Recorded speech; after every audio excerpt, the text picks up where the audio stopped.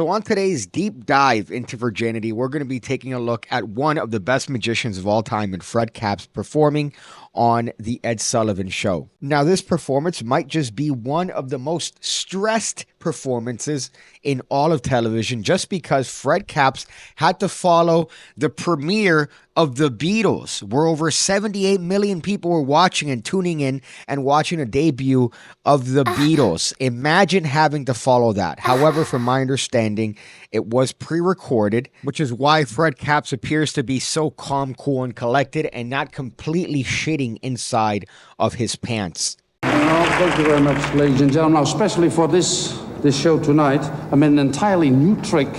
I've never done this trick in public before, so this will be the first time I do this trick. I hope it won't be the last time. Now, this trick is done with 5 ordinary red playing cards. They're red on the back, but they're red on the other side as well. So they're heart and diamond cards.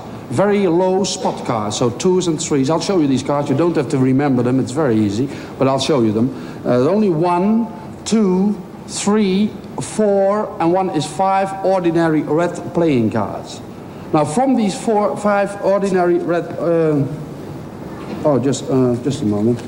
Must have gotten in between. And here we have the introduction to what is Fred Capps' classic routine called the homing card, where a single card keeps coming back and ruining the trick despite him discarding the card over and over again. And it becomes very humorous.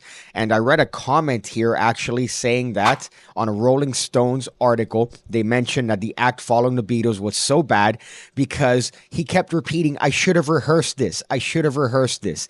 Of course, the author of a Rolling Stones article wouldn't understand the nuance of a Fred Capps act, but that's an entire separate topic. But that's just a testament as to Fred Capps' natural acting ability, which is necessary for this routine because you're pretending like this card keeps coming back despite you discarding it. Maybe that author of the Rolling Stones article should have joined the PigCake Magic Academy, the home of over 1,500 videos going over card stuff, coin stuff, everything you need to become the best magician you could possibly be, all for the low price of a single White Claw a month, which is $5. $5 a month, you get access to all that video, and I'm always uploading new content. Maybe he should have definitely checked that out before he decided to spew his garbage about the great Fred Capps. And that's what I think the true secret of this trick is, which is the ability to convey to the audience your annoyance that this card keeps coming back. This is just the first instance of the card coming back to his hand, but you're going to see that he increasingly turns it up as it keeps happening. Doesn't matter. We do the trick with 4 cards. It doesn't matter at all. We do the trick with 1, 2, 3, 4 red spot cards. Now, from these 4 red spot cards, I take in my right hand. That's this one. My right hand is, of course, always the hand with the thumb on the left side. Now, in this hand, I take 1, 2, 3 of these cards and only 1 in the other hand. Now, the idea of this trick is I'm going to vanish the card from the left hand and then make the card,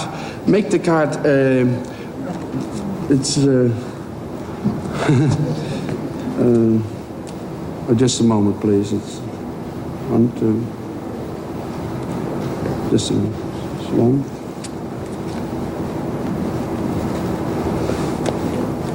Well, then I'll try to do this trick with 3 cards. Oh, you won't miss anything.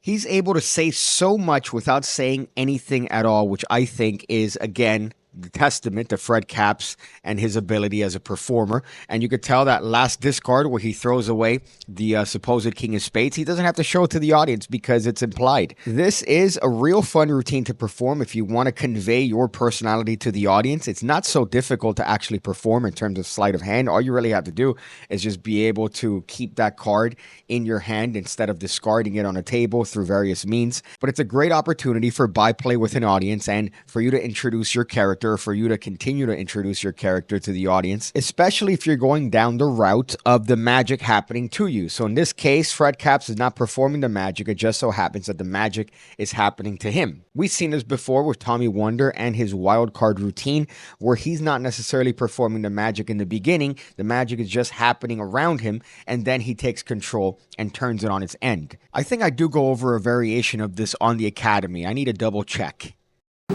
Just 2 cards. Now, from these 3, I can only take 2 in my right hand and only 1 in the other hand. Now, I want you to watch very carefully. I'm going to show you that I'm going to vanish the... No, it's all right. I've just put that 1 away. So 2 here and 1 here. Now, oh no. I'm awfully sorry that this happens tonight.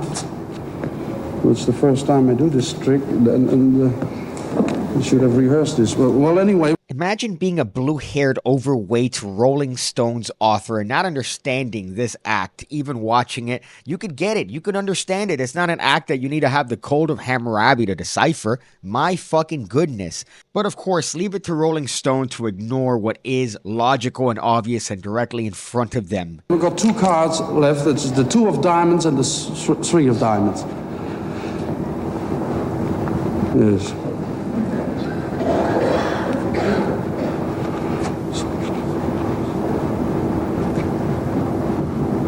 That's better. The 2 of diamonds and the 3 of diamonds. Now, I watch you very carefully.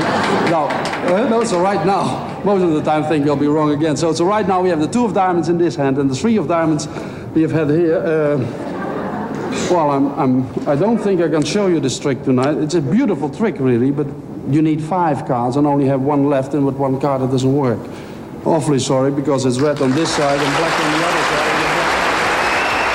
To me, my favorite part of this entire sequence is the misdirection reveal with 2 cards. So in this case, he's very cautious about these 2 cards, and you could tell his personality is shining through here. And he's really setting up the audience because the card has been in his left hand each and every single time. It's always been revealed there. He puts all of his focus and his energy on that card in his left hand, and he feels relieved when he finally sees it to be the correct card. And of course, little does he know that the card is actually in his opposite hand. The most difficult part of the entire routine is always the end because you're left with 1 card. So how is it that you actually change 1 card? Well, you have to do a color change. And typically color changes with 1 card tend to be a little bit angle sensitive in the fact that you either have to palm the card off or do some other overt change, like maybe a Bertram change or a Tenkai palm change or something like that. Fred Caps opts for a full palm change, and you could see his handling of those 2 cards as 1 is masterful. You would never get the impression in a million years that those are actually 2 cards. Everyone and their mother has come up with a variation of this classic plot in the homing card. Ed Marlowe, you have some handlings from even David Williamson and Greg Wilson with their variation of the classic 3-card trick. Although personally, my favorite handling is from my uncle. Even though it doesn't involve playing cards, it just involves his penis. I see you again, when I see you again, when I see you again. When I see you again, when I see you again, when I see you again, when I see you again.